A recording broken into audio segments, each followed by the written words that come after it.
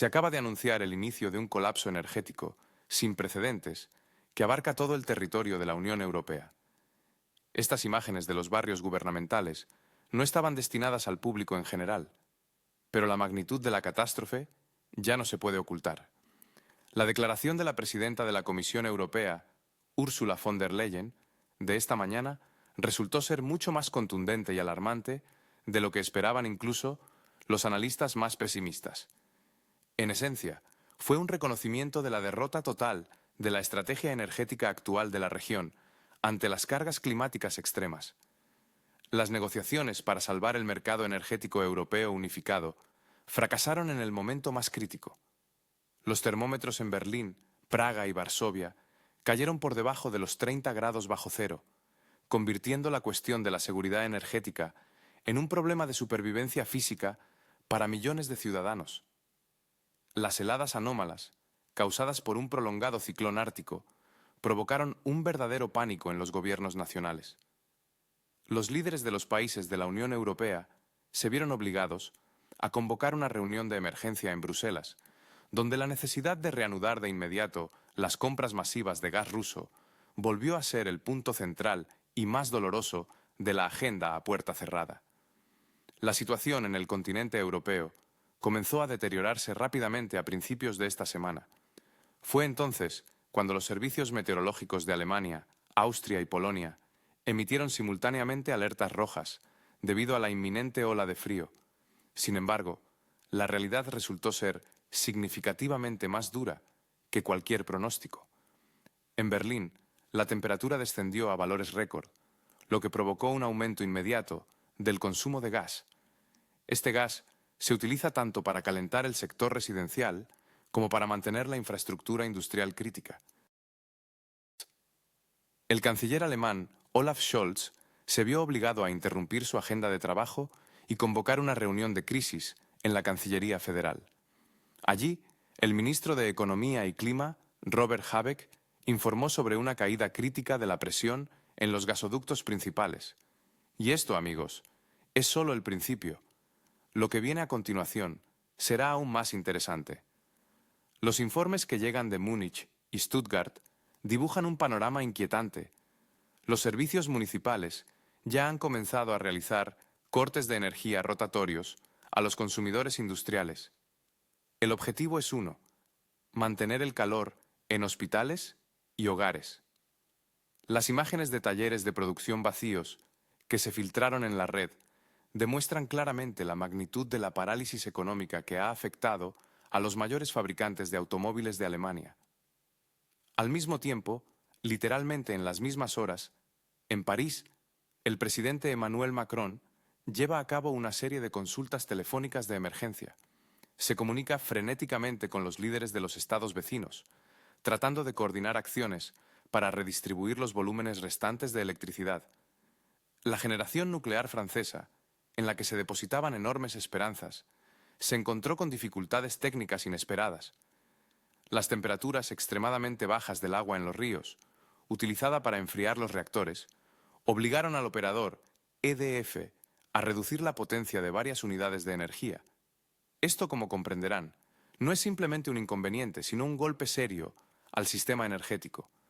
Y ahora, en medio de todo esto, en la capital francesa, comienzan a circular rumores persistentes sobre una posible detención de las exportaciones de electricidad a Italia y España. Esta información, como una chispa, provoca una reacción brusca en Roma. La primera ministra italiana, Giorgia Meloni, hablando en una reunión informativa a puerta cerrada, declara sin rodeos: un paso así por parte de Francia no será otra cosa que el fin de la solidaridad europea y conducirá a consecuencias políticas completamente impredecibles dentro de la Unión. Esto ya no es solo una disputa, es una amenaza abierta que presagia una división. Mientras tanto, en Bruselas, el edificio de la Comisión Europea en estas horas se asemeja a una fortaleza asediada. Las delegaciones de los Estados miembros de la UE llegan una tras otra, como a un último bastión. Los rostros de los políticos que salen de las limusinas blindadas expresan un grado extremo de preocupación, y las tradicionales sonrisas protocolares han sido reemplazadas por gestos duros y escasos. Ursula von der Leyen, al inaugurar la cumbre de emergencia, parecía enfáticamente oficial, pero los testigos señalan que su voz temblaba notablemente cuando leía los datos sobre las reservas actuales en los almacenes subterráneos de gas. Esto no es todo. Lo que viene a continuación será aún más interesante. Según una filtración interna de la Secretaría de la Comisión Europea, los volúmenes actuales de gas activo en los almacenes subterráneos, manteniendo las temperaturas actuales, durarán no más de 2 semanas. Solo 2 semanas. Después de eso, se producirá un verdadero colapso tecnológico del sistema, en el que la extracción de gas se volverá físicamente imposible debido a la caída de la presión del yacimiento. Las negociaciones, que comenzaron en la gran sala de reuniones, inmediatamente tomaron un curso muy duro. El primer ministro de Hungría, Viktor Orbán, exigió de manera ultimátum la eliminación inmediata de todas las restricciones a los suministros de energía de Rusia, enfatizando que las consideraciones ideológicas no pueden ni deben estar por encima de la vida de las personas y la seguridad de la economía nacional. Esta declaración, amigos, no solo cambia el equilibrio de poder, sino que abre un nuevo capítulo en esta crisis energética. En Bruselas, en medio de la creciente crisis energética, el primer ministro húngaro, Viktor Orbán, hizo una declaración que provocó una irritación manifiesta en la delegación polaca. Orbán, conocido por su franqueza, volvió a cuestionar la eficacia de la solidaridad europea, enfatizando que cada país debe, ante todo, velar por sus propios intereses. El primer ministro polaco, Donald Tusk, no entró en una polémica abierta, limitándose a señalar brevemente la necesidad de buscar soluciones colectivas. Sin embargo, los observadores en la sala notaron cómo el canciller alemán, Olaf Scholz, durante el discurso de Orbán, golpeaba nerviosamente el bolígrafo contra la mesa. Varias veces intentó interrumpir al orador, pero al final solo suspiró profundamente y desvió la mirada. La tensión en la sala alcanzó su punto álgido cuando tomó la palabra el ministro de Energía de Austria. Informó que el centro de gas de Europa Central en Baumgarten está operando al límite de su capacidad y cualquier, incluso la más mínima, falla técnica podría provocar un apagón en cascada para los consumidores en toda Europa Central. La reacción de los mercados a lo que estaba sucediendo en Bruselas fue instantánea y verdaderamente devastadora. Los precios del gas en la Bolsa de Londres ICE se dispararon un 40% en cuestión de horas, superando marcas psicológicas que hasta hace muy poco se consideraban completamente inalcanzables en la temporada actual. Esto provocó una reacción en cadena en el mercado de la electricidad, donde los futuros para el próximo mes se triplicaron. Esta situación amenaza con la bancarrota a miles de empresas de suministro de energía en todo el continente. En los chats cerrados de comerciantes y analistas se discute activamente la información de que los mayores proveedores de gas natural, licuado de Estados Unidos y Qatar, han comenzado a redirigir sus buques cisterna a Asia. Allí, como resultó, los precios son aún más altos, lo que de hecho dejó a Europa sola con sus almacenes de gas que se vacían rápidamente. Al mismo tiempo, en Varsovia, el gobierno anunció la introducción del nivel más alto de alerta energética. Las ciudades polacas se sumergieron en la penumbra debido al ahorro total de alumbrado público. En los nudos ferroviarios se acumularon trenes de carbón que no pudieron ser distribuidos debido al congelamiento de las vías, lo que solo agrava la ya crítica situación. Donald Tusk, en un discurso televisado urgente a la nación, instó a los ciudadanos a mantener la calma. Sin embargo, su retórica sobre la unidad europea sonaba poco convincente en medio de las alarmantes noticias de que Alemania había comenzado a restringir de forma encubierta los flujos de gas hacia Polonia, alegando sus propias necesidades críticas. Fuentes internas informan que a puerta cerrada en Bruselas, Scholz y Macron mantuvieron una reunión de hora y media a solas. Después de ella, ambos líderes salieron con rostros sombríos, negándose a hacer comentarios a la prensa. Y esto no es todo, amigos. Lo que viene a continuación será aún más interesante. En los pasillos del poder de la Unión Europea, a puerta cerrada del Palacio del Elíseo, se libra una verdadera batalla por el futuro energético del continente. Fuentes cercanas al liderazgo francés informan de una dura confrontación. El presidente Macron, según se afirma, insiste en la introducción de un tope de precios paneuropeo, no solo para el gas importado, sino también para los flujos internos. Sin embargo, esta iniciativa se encontró con un muro de resistencia por parte de Berlín, que teme un colapso total de los mecanismos del mercado. La atmósfera en el propio edificio del Consejo de la Unión Europea está al límite. Los asesores de los jefes de Estado, como en una alerta, corren de una oficina a otra, sus teléfonos no dejan de sonar. Hay negociaciones constantes a través de líneas de comunicación seguras. En este caótico ambiente, se vio al vicepresidente de la Comisión Europea, Valdis Dombrovskis, que, sin andarse con rodeos, regañaba a su asistente por el retraso en la entrega de datos críticos sobre el llenado de los depósitos de gas en los países bálticos. Precisamente en el Báltico, la situación parece más alarmante. Estonia, Letonia y Lituania se han enfrentado a heladas sin precedentes. En algunas zonas, la temperatura ha descendido hasta los 40 grados bajo cero, lo que ha paralizado prácticamente el funcionamiento de las centrales eólicas. Sus palas se han cubierto de hielo, convirtiéndose en inútiles estructuras congeladas.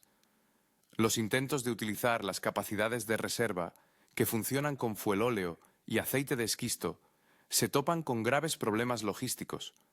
La infraestructura portuaria simplemente se ha congelado.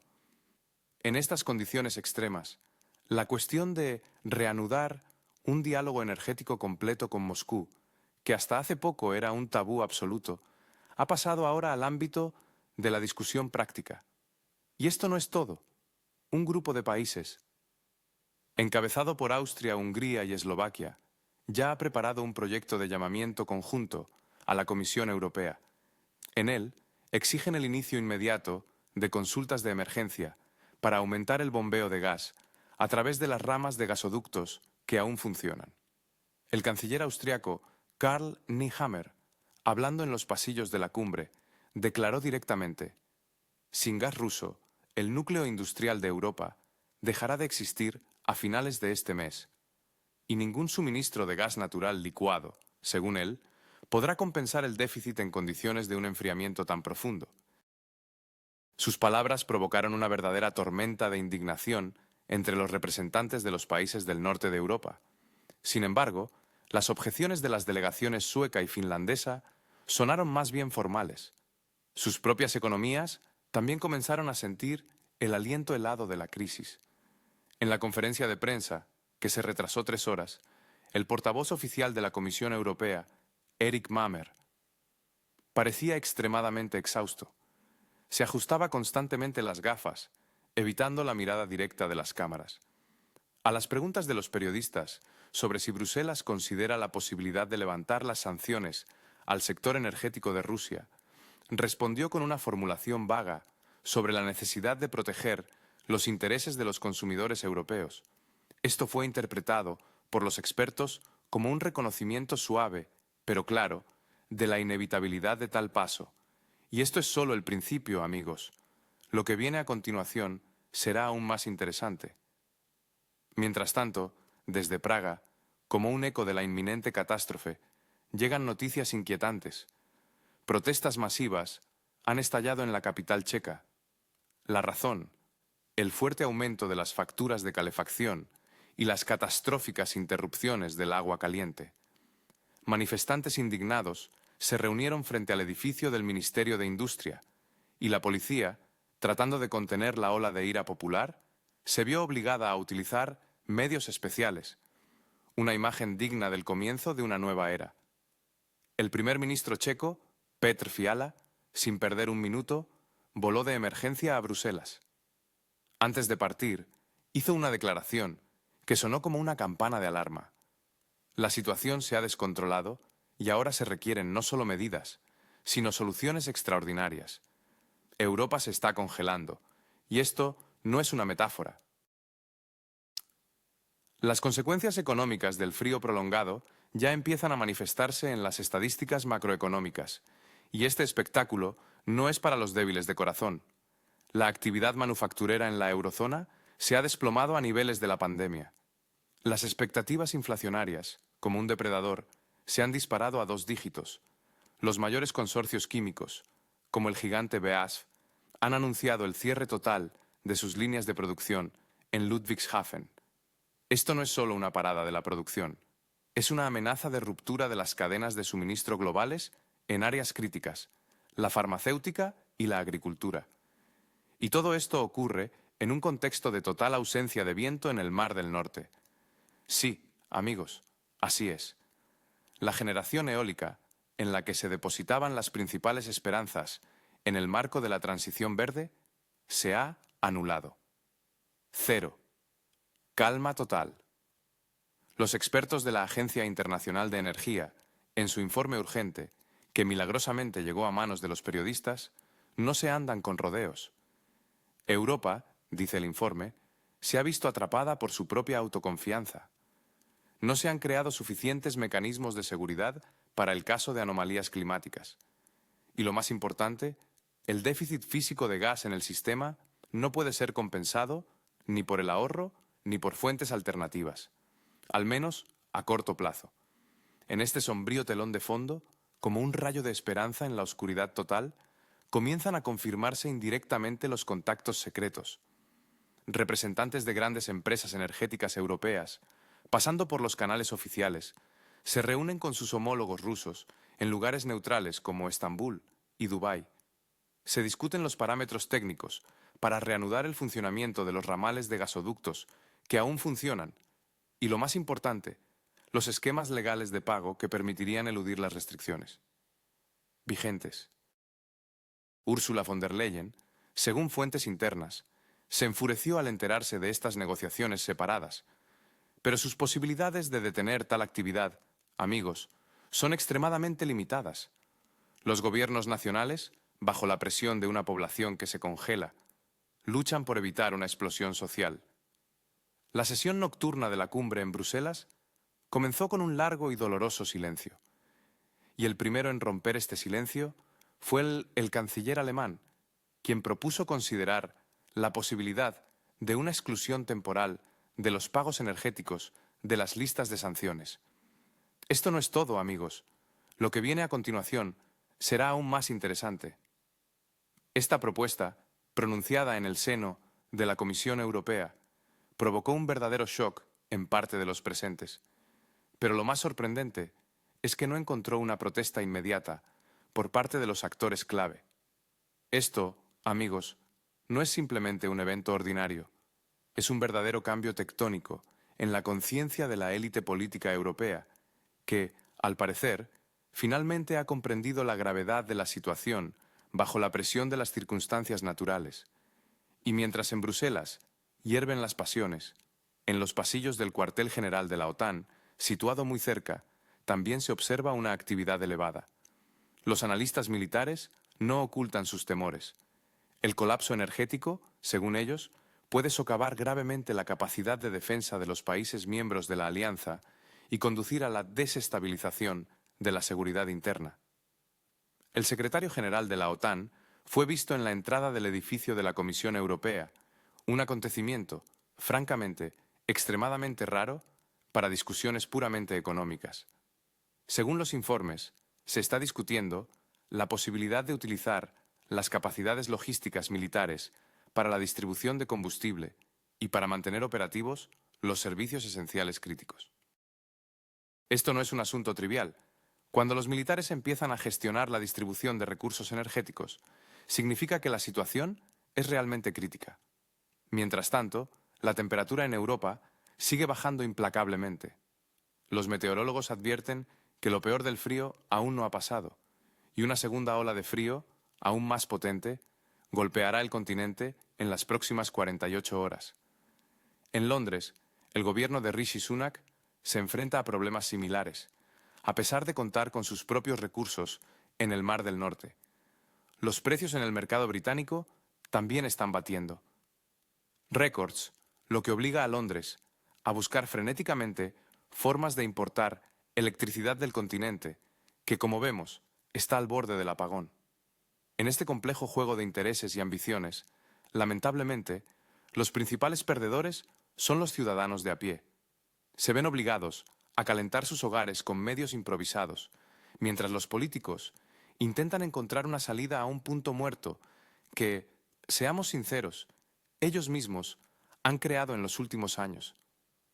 Cada hora de retraso en la toma de decisiones en Bruselas no solo se traduce en millones de pérdidas para las empresas, sino también en un creciente riesgo para la vida de las personas en las regiones más afectadas.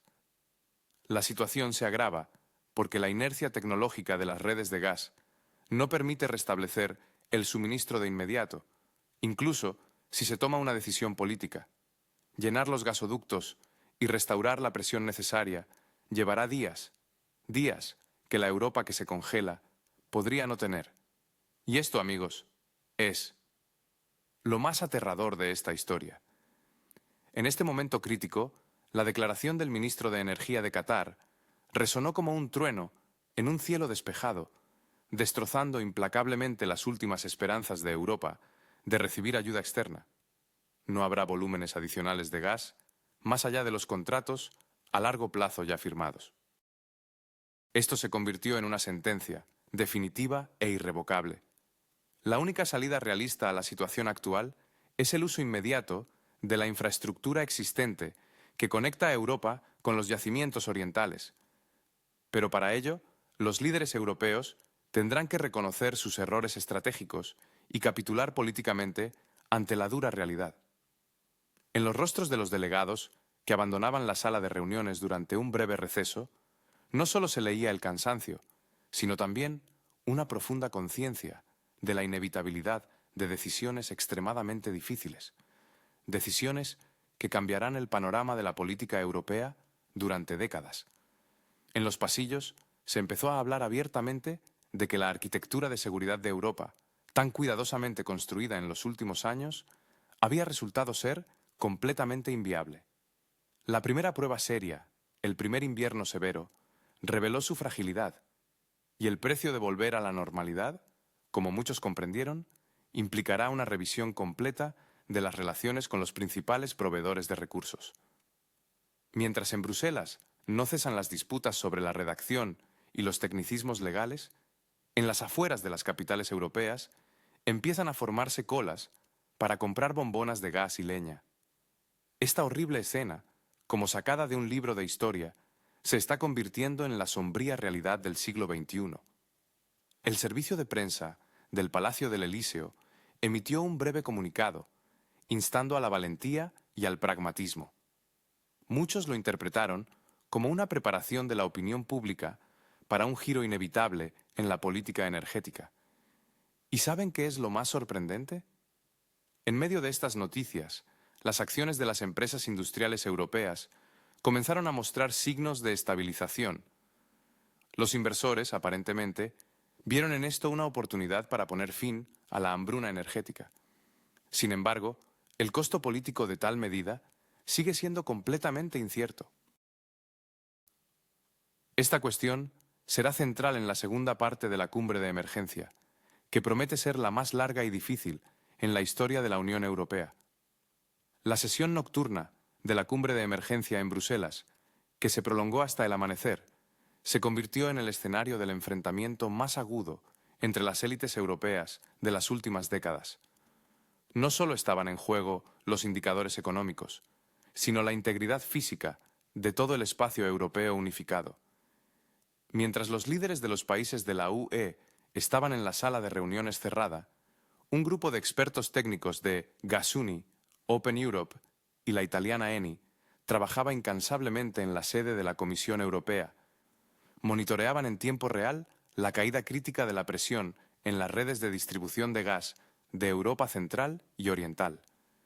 Europa al borde del colapso energético. Así se podía describir la situación que se desarrollaba en el corazón del continente. Era medianoche y el nivel de presión en los gasoductos principales de Alemania y Austria había caído a valores críticos. Esto no eran solo cifras, era una señal de alarma que obligaba a los sistemas de seguridad automáticos a desconectar forzosamente los nodos de distribución locales.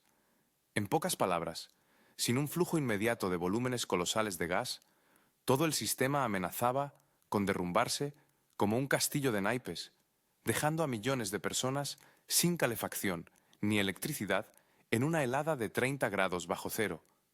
Imaginen esta escena. El canciller alemán Olaf Scholz recibe estos datos impactantes a través de un canal de comunicación seguro. Inmediatamente interrumpe el discurso del primer ministro de los Países Bajos y exige una votación de emergencia sobre un paquete de medidas extraordinarias. Estas medidas, en esencia, significaban una cosa: negociaciones directas con los proveedores rusos, eludiendo todas las sanciones vigentes. Los asesores presentes en la sala describieron más tarde la atmósfera como una catástrofe total, donde las convenciones diplomáticas tradicionales habían sido desechadas. Y eso no es todo. El vicecanciller y ministro de Economía de Alemania, Robert Habeck, en constante comunicación con los operadores del mayor almacenamiento subterráneo de gas de Europa en Reden, transmite una noticia aún más alarmante a la sala de reuniones. El almacenamiento no podía aumentar la extracción de gas por motivos técnicos. ¿La razón? El engelamiento de las cabezas de pozo y la caída de la presión del yacimiento a un nivel crítico. Esta información finalmente rompió el espíritu de los partidarios de la línea dura de los países bálticos y escandinavos, quienes hasta el último momento habían insistido en mantener el bloqueo energético. Mientras tanto, en las calles de las ciudades europeas, la situación empezó a descontrolarse rápidamente. En Berlín, Hamburgo y Frankfurt del Meno, la policía registró los primeros casos de saqueos espontáneos de tiendas de electrónica y artículos para el hogar. El pánico se apoderó de los ciudadanos, que compraban cualquier aparato de calefacción, lo que provocó una sobrecarga de las redes eléctricas municipales y, como consecuencia, incendios localizados. El presidente de Francia, Emmanuel Macron, viendo la inevitabilidad de una explosión social, hizo una declaración contundente. Francia, según él, no podría seguir apoyando el suministro de electricidad a los vecinos si no se garantizaba la estabilidad del mercado del gas. Esta declaración provocó una ola de indignación entre los representantes de Luxemburgo y Bélgica, que se encontraron en una situación desesperada. Europa estaba al borde de la catástrofe, y cada hora de demora solo empeoraba la situación. En Bélgica se está desarrollando un verdadero drama que podría cambiar el panorama energético de Europa. Los gigantes energéticos más grandes del continente, la francesa Engie, la italiana Eni y la austriaca OM Impo, enviaron memorandos de emergencia a sus gobiernos durante toda la noche. Y esto es lo que escribieron. Sin la reanudación inmediata del suministro de gas a través de los ramales intactos del tránsito ucraniano y del Turkish Stream en su totalidad, las empresas se verán obligadas a declarar un default técnico. Esto significa que la gestión de las redes tendrá que ser transferida a los organismos estatales. Las consecuencias no se hicieron esperar. Al abrir los mercados asiáticos, las acciones de estas empresas se desplomaron a mínimos históricos. Esto provocó un verdadero pánico entre los inversores y el inicio de una retirada masiva de capital de los activos europeos. La situación se tensaba a cada minuto. Según información privilegiada, a las 3 de la madrugada, hora de Bruselas, tuvo lugar una videoconferencia secreta. En ella participaron representantes de la Comisión Europea y la dirección de los principales nodos de tránsito de gas. La agenda tenía un solo punto: ¿cómo lanzar urgentemente el Nord Stream 2? Después de todo, uno de sus ramales, según algunas estimaciones, aún conservaba su operatividad. Ursula von der Leyen, enfrentada a la amenaza de un colapso total de la Unión Energética, se vio obligada a dar un paso sin precedentes. Se puso en contacto con la dirección de la Agencia Internacional de Energía para obtener una justificación formal para la introducción de un régimen de fuerza mayor de escala planetaria. Este régimen permitiría ignorar las obligaciones legales vigentes sobre sanciones, pero incluso esta decisión se topó con serias dificultades legales. Las compañías de seguros y los bancos corresponsales exigieron garantías estatales directas de los gobiernos de la Unión Europea para llevar a cabo transacciones hacia Rusia. Mientras tanto, de Europa del Este empezaron a llegar noticias alarmantes. En Eslovaquia y Bulgaria, la situación era crítica. Debido a la escasez de gas, todas las empresas de la industria pesada habían detenido completamente su producción. Y en los barrios residenciales de Bratislava y Sofía, la temperatura interior de las viviendas había descendido a 10 grados centígrados. Imaginen esta escena. Casas donde vive la gente, enfriándose a niveles peligrosos, y fábricas paradas. El primer ministro de Polonia, Donald Tusk, quien inicialmente había mantenido una de las posiciones más duras, cambió su retórica a una más pragmática por la mañana. Declaró que las cuestiones ideológicas no deberían llevar a que los niños se congelaran en las ciudades polacas. Esto fue percibido como una señal de la disposición de Polonia a no obstaculizar las soluciones de tránsito. Y eso no es todo, amigos. A continuación, más interesante. Para las 6 de la mañana se conoció el proyecto del comunicado final de la cumbre. Los expertos ya lo han calificado de capitulación energética de Bruselas. ¿Qué significa esto para el futuro de Europa? ¿Y cómo afectará esta situación a cada uno de nosotros? Las preguntas siguen abiertas, pero una cosa está clara. Europa está al borde de grandes cambios. Noticia de última hora desde Bruselas. En el corazón de la burocracia europea, a puerta cerrada, ha nacido un documento que podría revolucionar todo el panorama energético del continente. Está redactado en términos extremadamente cautelosos, pero su esencia es clara. Se trata de la creación de un corredor energético humanitario europeo. ¿Qué significa esto en la práctica? Significa que los suministros de gas de cualquier fuente disponible, incluidas las rusas, quedarán exentos de todas las medidas restrictivas. Y esto no es solo así, sino por el periodo de temperaturas anormalmente bajas. En esencia, no es otra cosa que la plena restauración de las mismas conexiones energéticas que existían antes del inicio de la crisis, y todo ello bajo el pretexto de la noble preocupación por la seguridad humanitaria. Suena como una maniobra elegante, ¿no? La reacción de los mercados a la filtración de este documento fue instantánea y despiadada. Los futuros del gas en el hub holandés TTF cayeron un 15% en solo 10 minutos. Esto es, por supuesto, impresionante, pero, lamentablemente, no resuelve el problema principal: la disponibilidad física de gas en las tuberías, aquí y ahora. El sector industrial europeo ya está sufriendo pérdidas irrecuperables.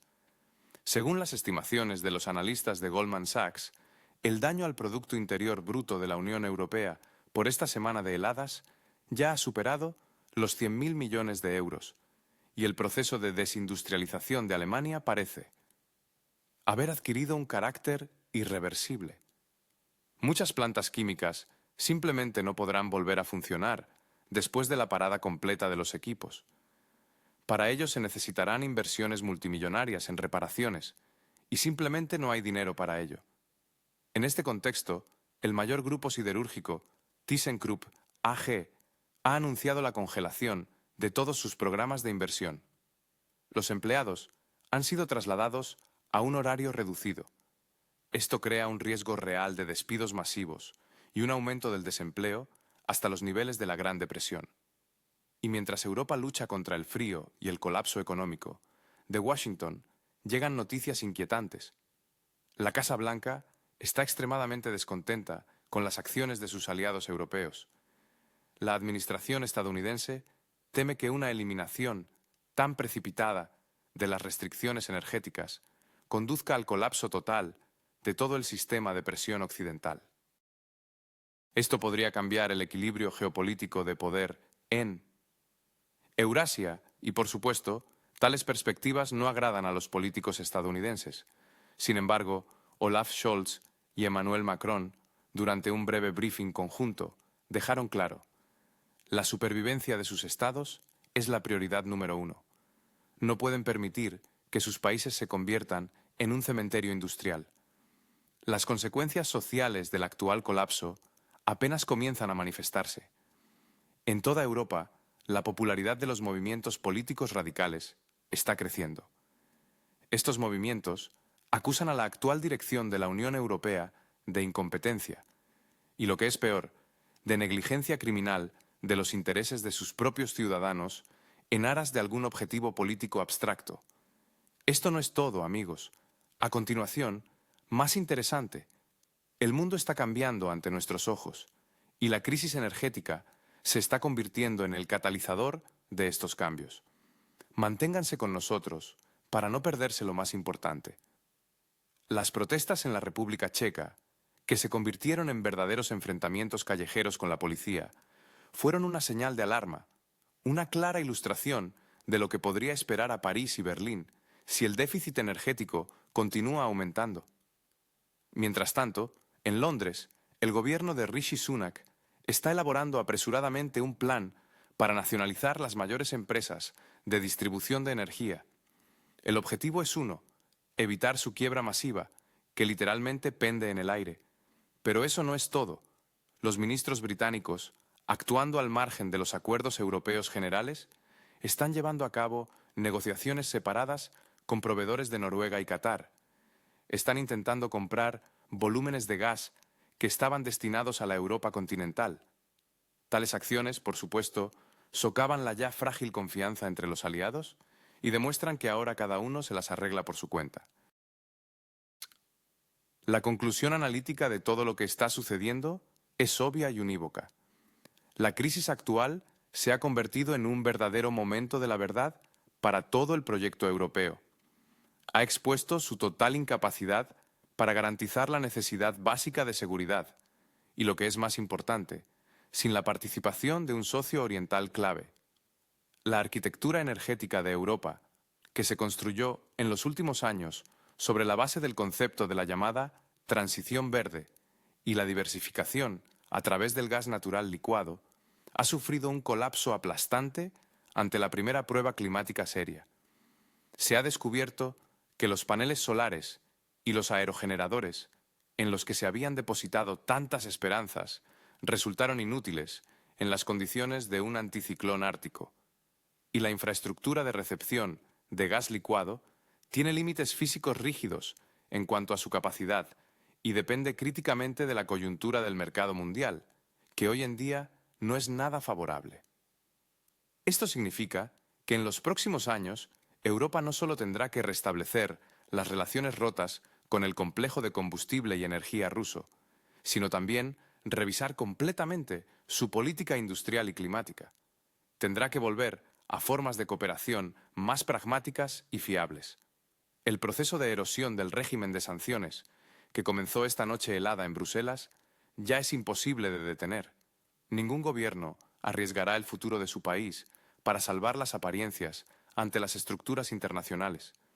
Estamos presenciando el inicio de una nueva era en las relaciones internacionales, donde los recursos energéticos vuelven a ser la principal herramienta de influencia geopolítica.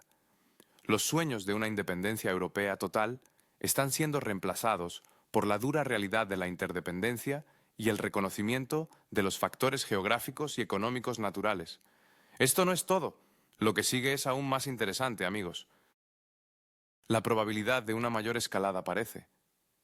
Flotar en el aire como una espada de Damocles sobre las cabezas de todos los participantes en este gran juego. La confianza entre las partes, lamentablemente, se ha erosionado hasta los cimientos y será difícil restaurarla. Pero lo sorprendente es que el hambre física y el frío penetrante resultaron ser argumentos mucho más convincentes que las declaraciones políticas más ruidosas y pomposas. Esto no es todo. Lo que sigue es aún más interesante, amigos. En las próximas semanas seremos testigos de cómo los acuerdos de Bruselas comenzarán a materializarse. Y esto, créanme, irá acompañado de una serie de sonadas dimisiones en la dirección de algunos países europeos. Veremos el inicio de una revisión a gran escala de toda la política de la Unión Europea, un proceso que promete ser largo y a veces muy doloroso. El mapa energético del continente se está reconfigurando literalmente ante nuestros ojos. Y una cosa es segura, no habrá vuelta al statu quo anterior. Europa está entrando en un periodo de adaptación larga, agonizante, pero necesaria a un nuevo mundo. Un mundo donde el acceso a recursos confiables y, lo que es igualmente importante, baratos, vuelve a ser no solo una cuestión económica, sino una cuestión de supervivencia.